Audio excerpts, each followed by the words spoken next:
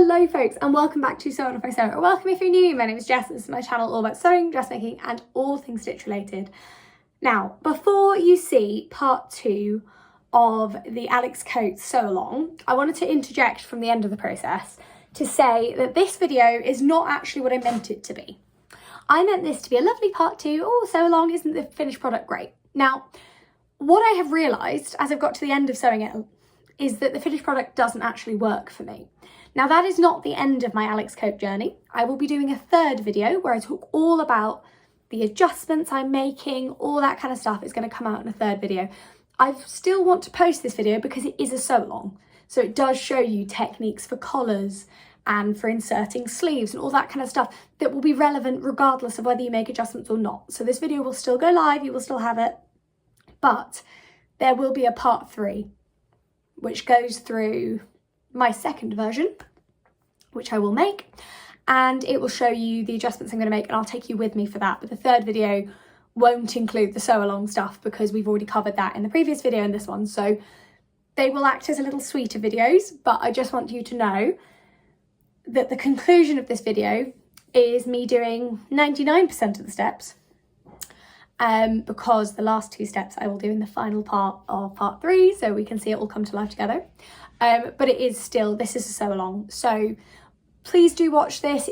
We go through sleeves, collars, sleeve insertion, all that kind of stuff, a little bit of fitting as well in this, and I talk through some of the issues I'm having. And then the third video we will do actually adjusting pattern pieces. I would recommend doing a toile for a coat. Tailoring is different to sewing. I didn't do a toile on this occasion because I felt like I've already made like 2 coats and a blazer, so I'm fine. But actually, no, you do have to do a toile for coats because the way it fits your body can be so different, particularly with the pattern block. And because there is a much more tailored and structured shape, you have to take into account the shape of your shoulders and your back and your front and your torso length, all that kind of stuff. It makes a surprisingly big difference. So tune in for this video. I hope you love it. Please let me know in the comments below if you enjoyed it. And then I will see you at the end. And then part 3 will come to you in February with pattern adjusting and all that kind of stuff. So thanks for watching. This obviously is filmed after, so you'll see the proper beginning of the vlog. Away we go.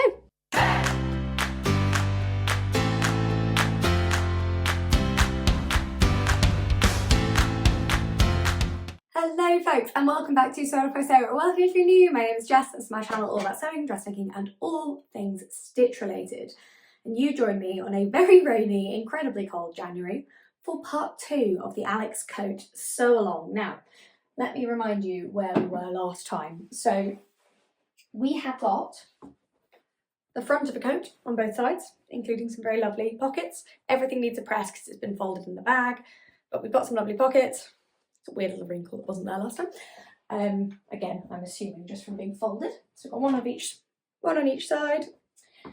We then also have the back of our lovely coat, complete with vent. And we have a variety of loose pieces. So what is left to do? The first thing we're actually going to do is something I was going to do last time, but I knew it wouldn't store as well as soon as I'd done it, which is literally just to attach our shoulder and side seams, so that we have a coat, a vest coat, but a coat. So we're going to do that first, just so we've then got one piece to work with. I didn't do that before because it just would have been, it wouldn't have fit in the pattern bag as well, and I knew I didn't have time to do it over Christmas. So yes, that's just first thing we're going to do, quickly, done, fine. Then it is time to do the collar. Now, where is my collar? It's behind me. I'm really, really glad I've sewn the Jessica blazer. I really am, because now this is not scary. So we have an interface collar and a non-interface collar. They go together. Well, this way, obviously. And then we're going to stitch around here, here, long edge, flip it through, and then we will have a beautifully made collar, which we will then attach like so to the, where is it? I'm holding it. Hang on, there we go. So this will go under here, and then we will end up with a sort of nice, this is my shoulder seam, sorry my hair's in the way, but it is the best way to demonstrate it. We will end up with a nice join here and a lapel that folds out, and then we get that nice, it's hard to do, sorry, this is a really bad demonstration, but we end up with that nice sort of blazer effect cut out lapel like that. And it's actually very easy to do. So what we need to make sure we've done though, if you're going to interface everything, make sure this section is interfaced, make sure you have an interfaced collar. So we're going to sew those together, create collar, create lapel. It's so much clearer once it's pinned in place, so I'll do that for you first, and then we can talk and you can see where we're going to be. Other things we need to do, we haven't sewn any of our lining yet, so we need to make our lining. And then the only other main bit of coat actually we need to do, this is our inside, this is our facings. It goes the other way obviously, but this is the inside, so it goes that way on actually. I've got all my individual coat pieces. There we go. So what actually happens as well, we stitch on the collar and then we stitch this on, it like sandwiches the collar between the layers. Again, all will be shown. And then we need to make our sleeves, which are 2-part sleeves as well. So again, like the Jessica blazer, which again I will demonstrate, we use this to give us a whole big sleeve. Am I super nervous because it's gone really well so far? Yes, I am. Do I think it's going to go well? I'm hopeful. I'm trying to be positive. I'm hopeful, and I am really enjoying it actually. There is something about a big matte light coloured fabric that's really easy to see what I'm doing that is definitely making this a more pleasant sewing experience. So let's quickly do our shoulder seams first, and then we're going to crack on with the collar, and once I've stitched the collar I'll show you, it will all become clear.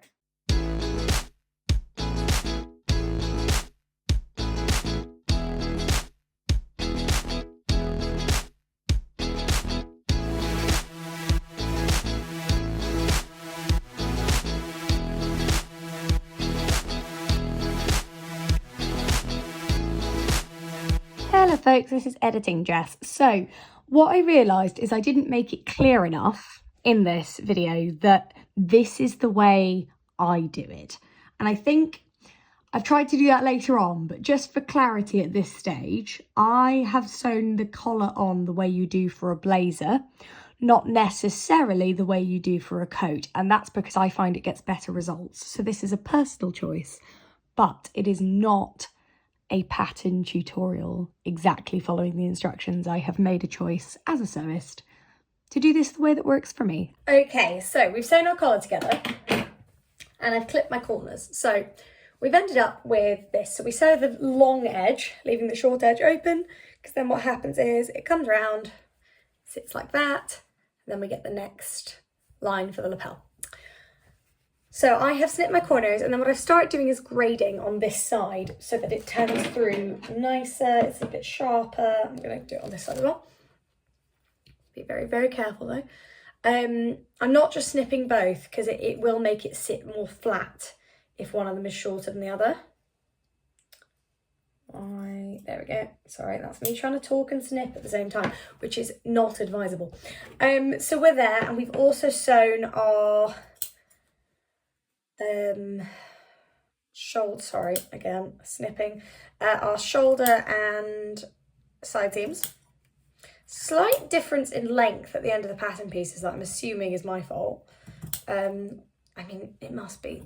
Statistically, it must be. The back is shorter than the, basically, I'm going to show you this arm in a second, but this is fine because this is going to fold up, but then I have the same difference at the back.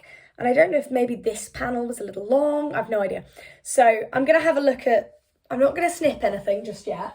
I'm going to wait to see if something magically happens and it will make sense. And if it doesn't, I'll just snip it in line and do a shorter fold in.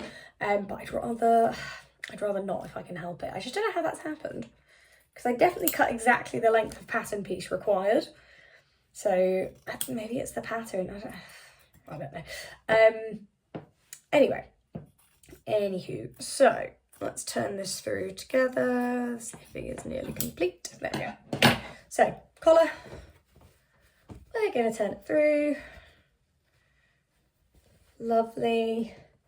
And this is actually one of the many uses for a clapper. So what we're going to do, Sorry, my camera's leaning back a bit today. I'm not having much luck with my camera at the moment. There we go. So we have a lovely collar.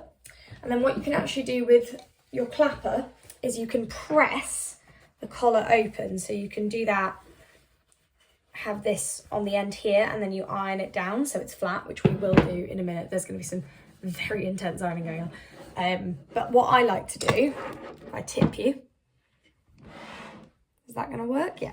What I like to do is just put it on the clapper and pull it on, just to get quite a nice, like, wool is quite hard to turn out fully. So I have a sort of two-pronged process. I use my clapper and then I use an actual turning point. But I find if I just use the point, it doesn't really work. Like, there's a lot of sort of, it's almost like muscle memory getting it with the clapper. And then you can get to an actual like point with the turning thing. We are going to understitch this in a second as well, but I like to do my turning out first so that I can be entirely sure my understitching is where it's meant to be. So put it onto there, but yeah, you can iron on the top as well, or you can steam on the top to get it to sit how you want it to sit. So there we go, first layer, and then we're pulling through to get a lovely crisp point. One thing I've really realised is the importance of pressing, but also it's the little details like this that when you get to coats really matter, because otherwise they just look oddly sort of bubbly, like there's no definition. So things like pressing and understitching and hands, like all that kind of stuff that's kind of annoying to do, is very, very important when it comes to coat stitching. And it is worth taking the time. It's worth taking the time to do. It really is.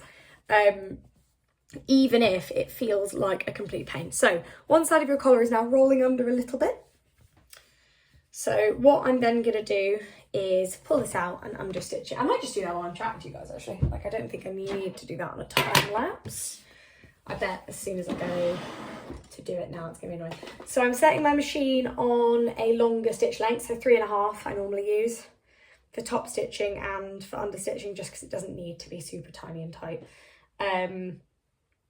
Now, which side is it? Make sure I do this right. Do you know how many collars I've stitched on the wrong side?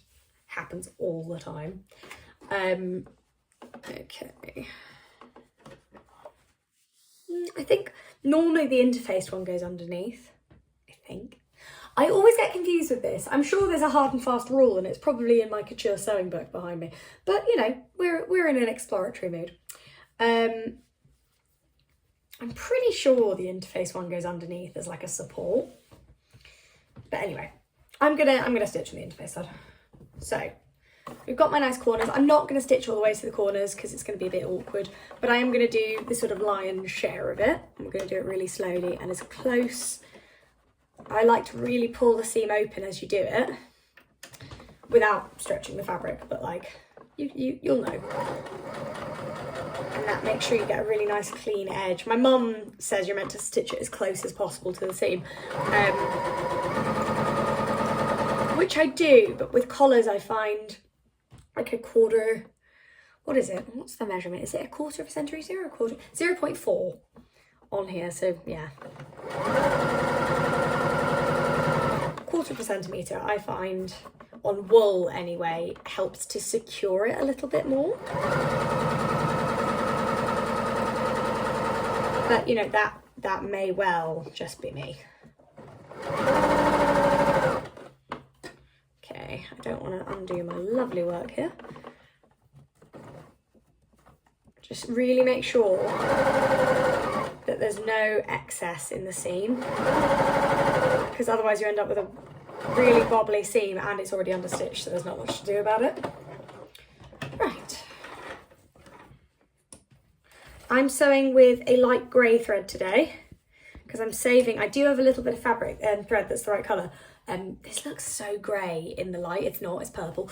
But I'm saving that for top stitching and buttonholes and all that kind of stuff, because you can't really, the grey stitching does actually blend really well.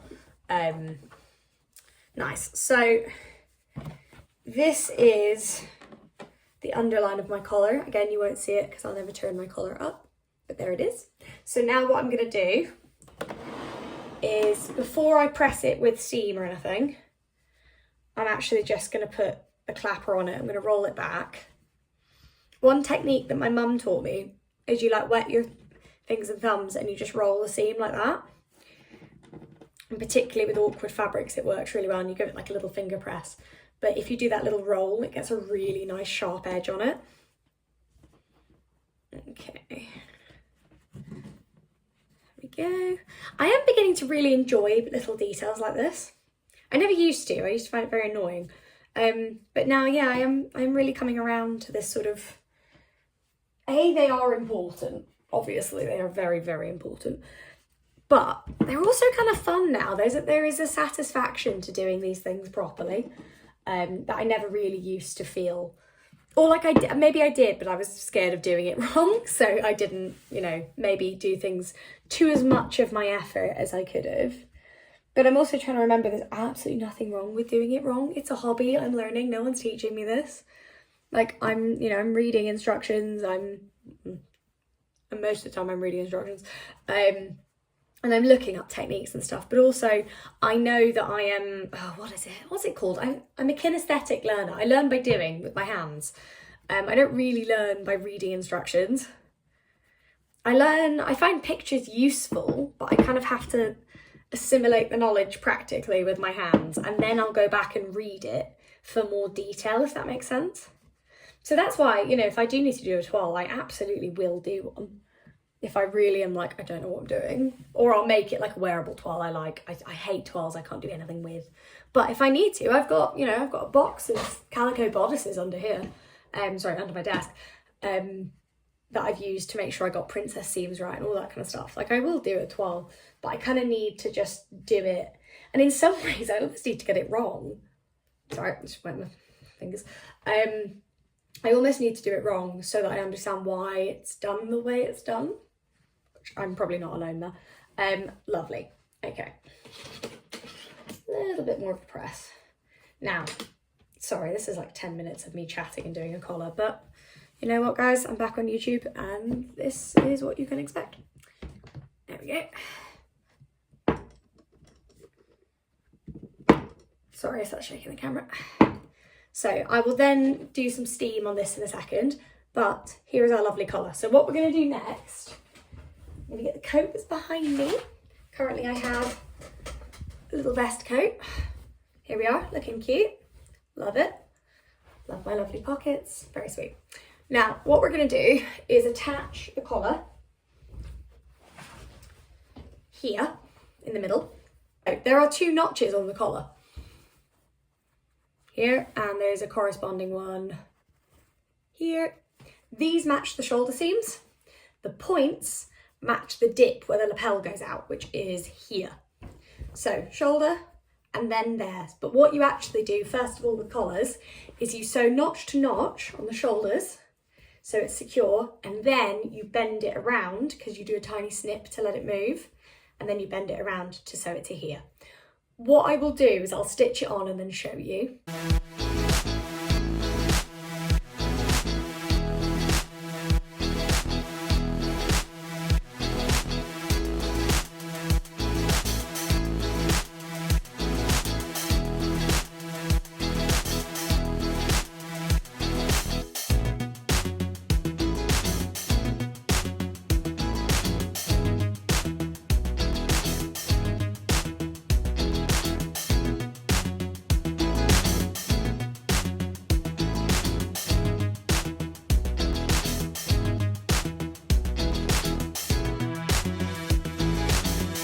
So, collar is on, but this is the weird bit, and it's the bit I wanted to show you in detail. So we've done our little shoulder seam notches.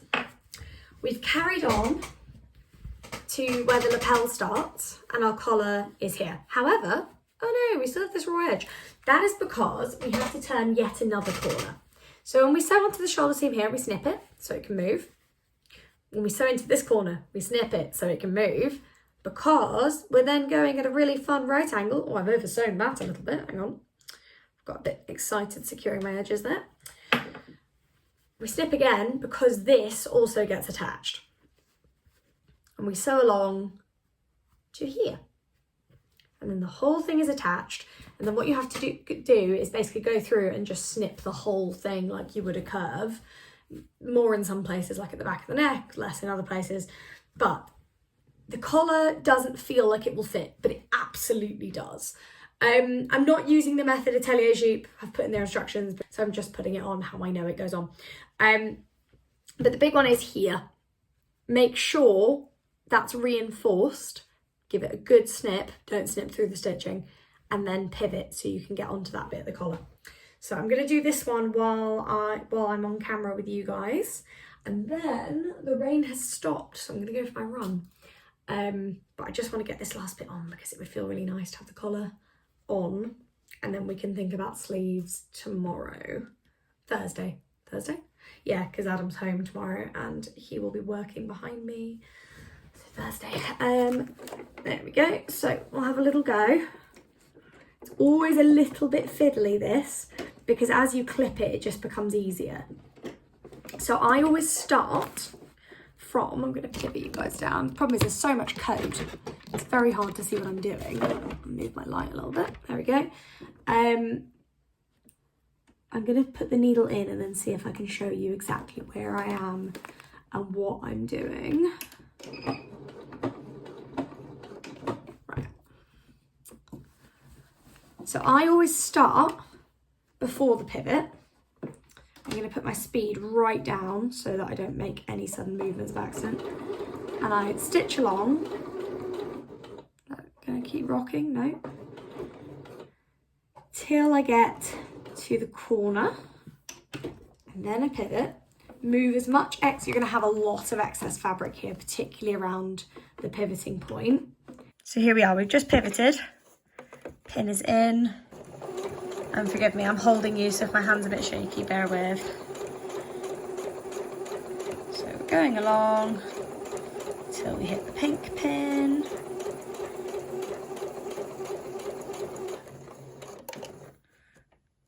Needle in, pin out. And then, sorry, there we go. And I've just, this second there, gone over the collar. Now, you notice there I did it slightly off the seam allowance because when we sew the facing on, we'll go over all of this again. So I like this under layer to be the seam allowance or a little bit less, just to give you a bit of wiggle room. And then once the facing goes on, it's a lot easier. Right, there we go. Our collar is on. So again, a lot of snipping to do, but then what happens is the facing goes on, it mirrors this exactly, closes off these edges, and then we get a lovely enclosed collar. What you want to do before the facing goes on is clip all of this, give your collar another press, now it's in position, get the clapper on it, really make sure that your edges and everything that's going to be covered by the facing are as flat as possible. And then I would grade down, it's going to let me focus, I'd grade down this seam at the top as well to reduce bulk in the collar.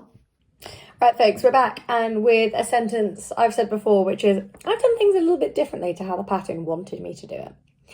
And I'm now in that weird situation where it's like, I know how to line and bag a coat. I know how to do this. Do I just do it the way I know how to do it? Or do I follow the instructions? Because it's not, the instructions are fine. It's not that I'll put you up there. It's not that they're bad. It's just not how I do it. It wanted me to attach one collar, then attach the facing and the other collar together, which doesn't make sense in my head because then the neckline isn't, I don't know, I just found that quite weird. So I did it the normal way. But what it wants me to do now is to pin the facing and upper collar to the under collar, right sides together, basically sew the collars together and put the facing on the coat, which I can do. Counterpoint though, in my experience, linings are more secure when they're attached to the facing because you've got more space to do that rather than like by machine stitch rather than hand stitching it, at least for me, because my hand stitching isn't great and also I really, really wear my coats. So normally what I would do is attach the facings to the lining and then I would do, what's it called? And then I would go face to face basically and pull it through. Like a giant squid monster through one of the sleeves. However, I'd probably have to do it through the back because of the size of the coat. But what this wants me to do,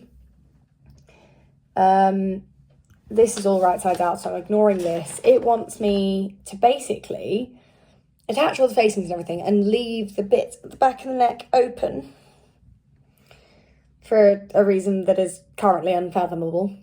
I don't see why, unless it wants me to. It's very unclear. Do you know what? I might just do it how I know how to do it, because I know the results will work. But what I'm actually going to do before I do any of that is I'm going to make the sleeves. I think I'm going to give myself, I am going to give myself some thinking time to figure out how I want to do this. And in the meantime, I'm going to put the sleeves together. So let me find the sleeves and show you what we're going to do. Right, so we have two sleeves. Well, we have one sleeve that is a two-part sleeve, which is exciting. So we have sleeve part 9 and sleeve part 10. Ow, just stabbed myself in the hand slightly while doing that. Lovely. So they go together like this to create one whole sleeve. Now, what's weird about this, and this is the same as my Jessica blazer, so I'm prepared. However, I got it wrong last time, so I'm now extra prepared to make sure I don't do that again. So we attach it so you get a full sleeve. So they're attached at both seams, the ones where they fit, basically. That one there, and then the other one on this side here, which all makes sense.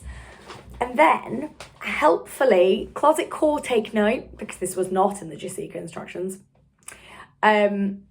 There is a nice little diagram that shows you the sleeve arm cross section, and it says 9 at the back and 10 at the front, which is really helpful, because although you've got the notches and everything, there's something about part 9 that makes it look like it should be at the front. I don't know what it is, even though, all logic makes me go, of course, the dipped bit is at the front, of course it is, that, like that. That makes total sense, that fits. But when you see the sleeve, it doesn't look like it should, because you've got this sort of panel at the front and the seams don't necessarily line up. In the way that you're like, oh, why do I have an extra line here? But actually that's a tailoring thing and is fine and is pretty normal, but it is confusing as. So we're going to sew these together. I'm going to show you the sleeves. I'm going to show you what I mean, and then we'll stick them in the coat.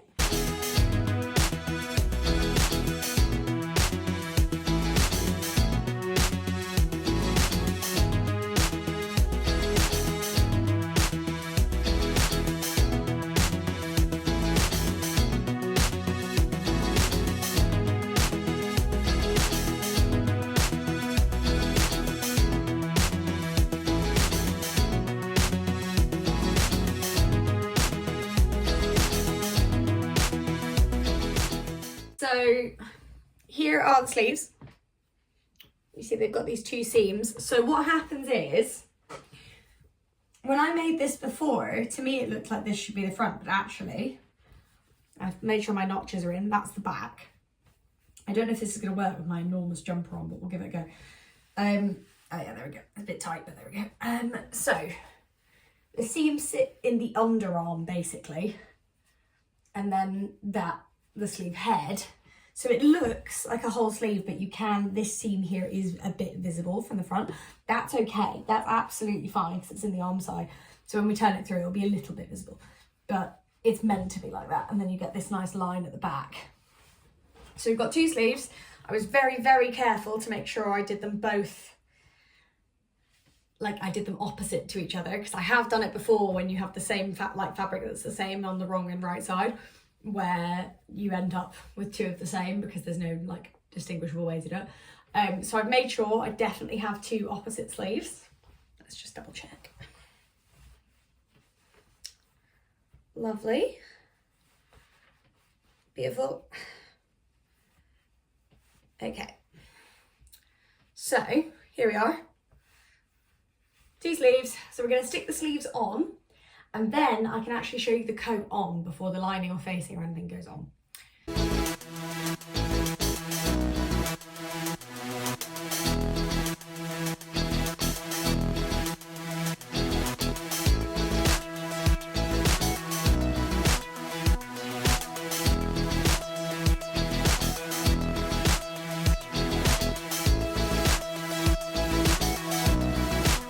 Okay folks, so before we get onto lining and that, here is the coat as stands.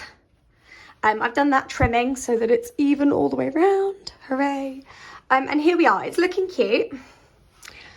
It's a little bit broad on the shoulders for me. The shoulders hit just off there. So I'm thinking about bringing that sleeve on to like just reducing some of that bulk.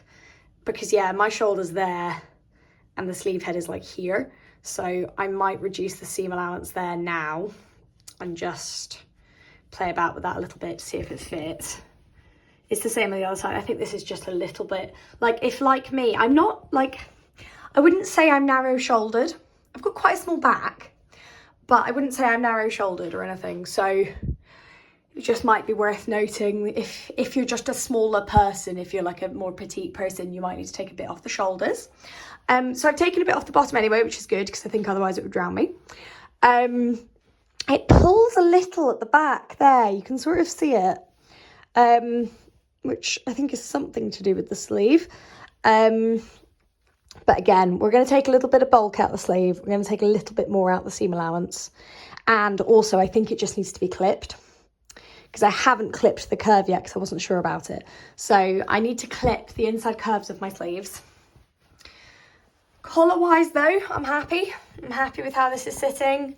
It is just a little bit wide, so I might take a little bit of body out of...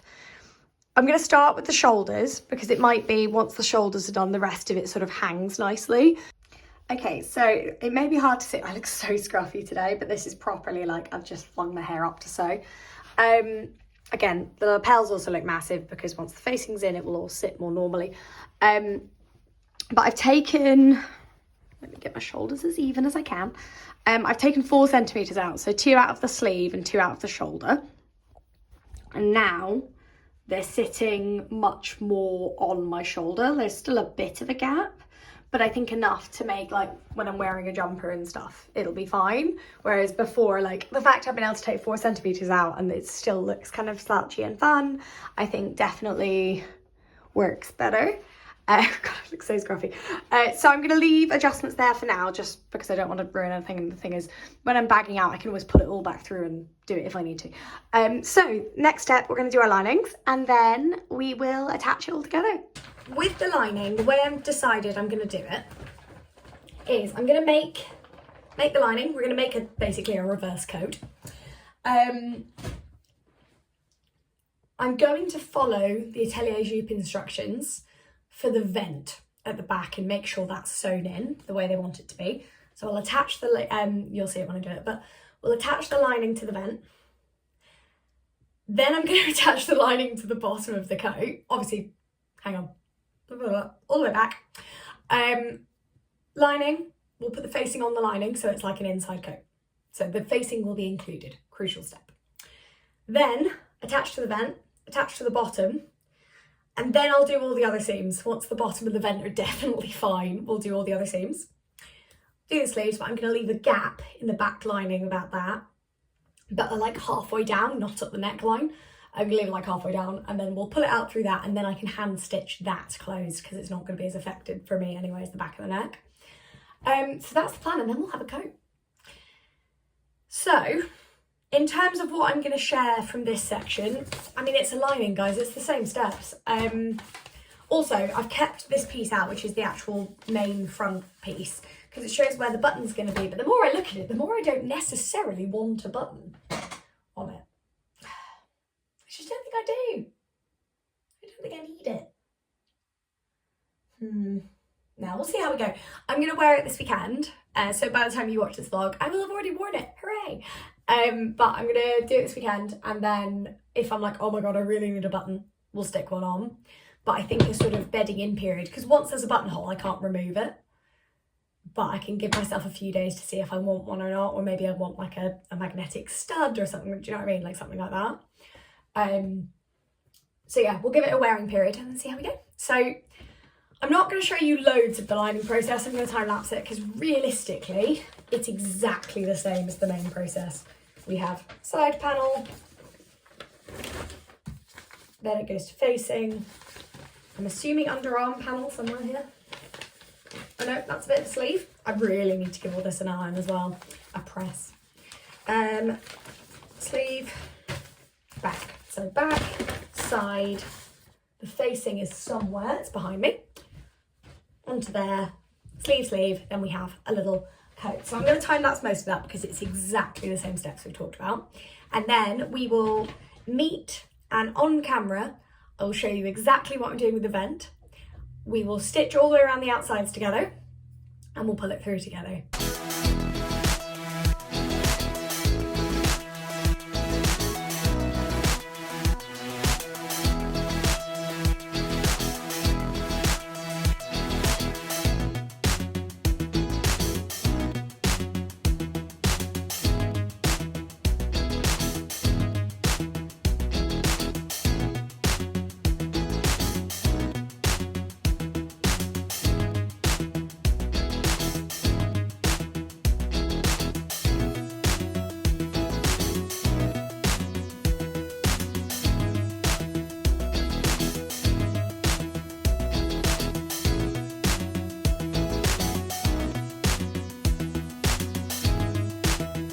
Right folks, time's come.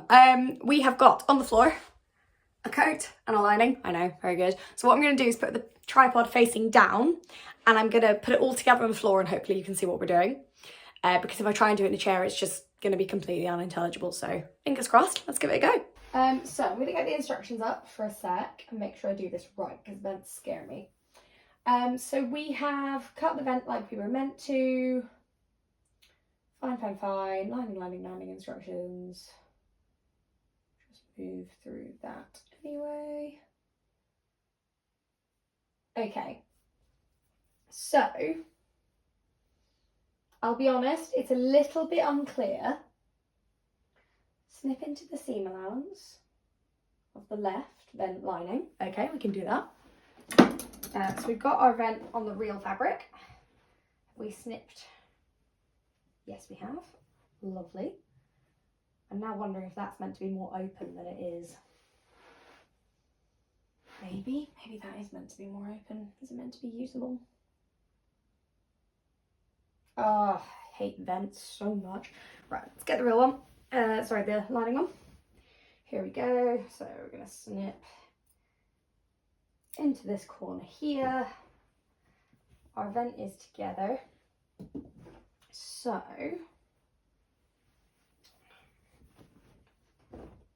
that's where it fits.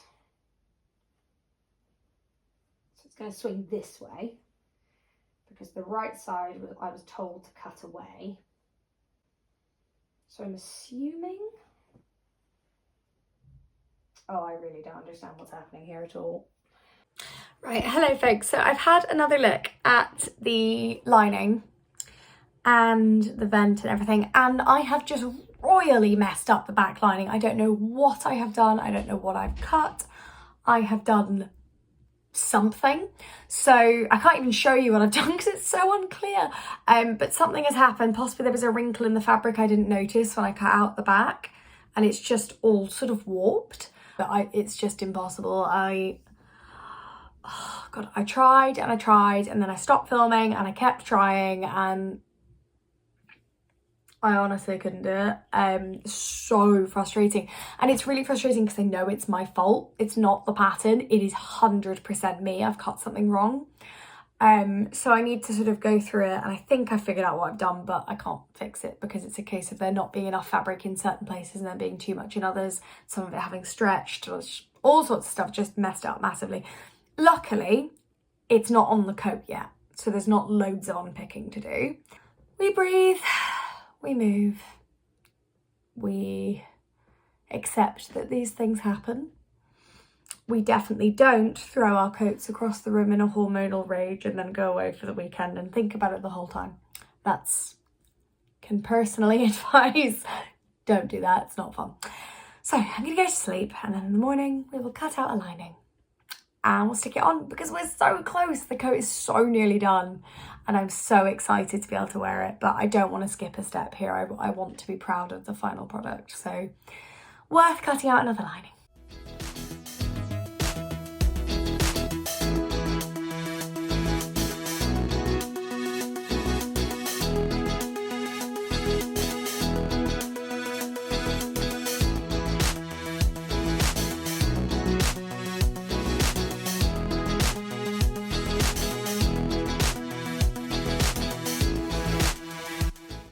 Okay folks, so I have a lovely model here who's very, very sweetly wearing my Alex coat, and he's highlighting some of the issues to you. So one of the problems I've got is a huge number of drag lines. Now obviously Adam can only wear one arm of my coat because we are of different physical sizes.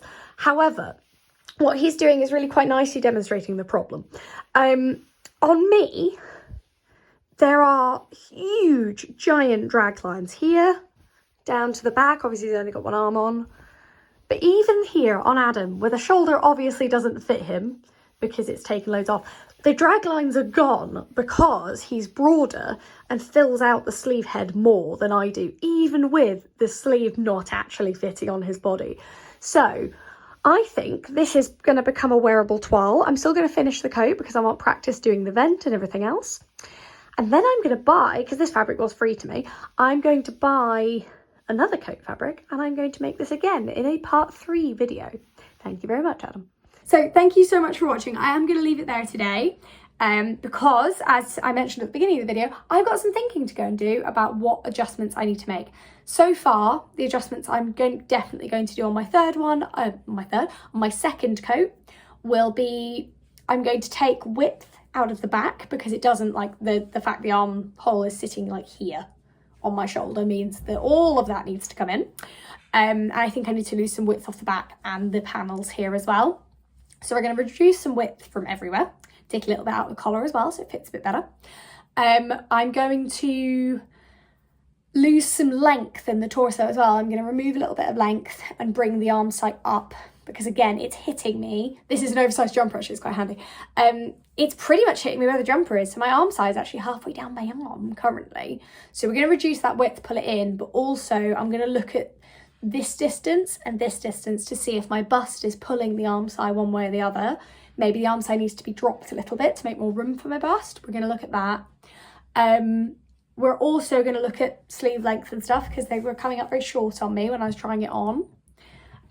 Which, you know, they should be sitting sort of here really, even when I reach forward, but then there's a lot of movement happening when I reach forward, which shouldn't be happening. So in the third video, I'm going to take you through all of that. I'm going to look at, I'm basically going to, the toile I've made, I'm going to scribble all over it and look at measurements and everything, and then we will see where we get to. But thank you all so much for watching. I appreciate this is not the video any of us thought it would be, but I hope you enjoyed it. I hope there was still some useful stuff in there for you, and I'm really looking forward to bringing you part 3 of the full evolution of this coat. So thank you all so much for watching, and I'll see you next time.